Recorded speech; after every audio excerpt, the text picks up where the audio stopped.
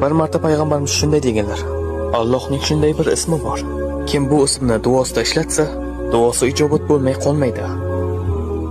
Bir kuni Anas roziyallohu anhu shunday dedilar: Men payg'ambarimiz sollallohu alayhi vasallam bilan masjidda o'tirganimizda bir kishi namozni tugatdi va yana ruku qildi. Keyin esa sajda qildi. U sajda qilib bo'lgach shunday dedilar: اللهم إني أسألك بأني أشهد أنك أنت الله لا إله إلا أنت الأحد الصمد الذي لم يلد ولم يولد ولم يكن له كفوا أحد. Va u Allohdan so'rashni davom etdi.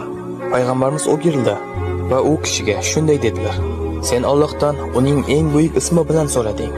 Agarda kimdir Allohdan shu ism bilan iltijo qilsa, Alloh unga javob beradi. Agar kimdir shu ism bilan nimadir so'rasa, Alloh beradi. Alloh buni ikki xil yo'l bilan qiladi.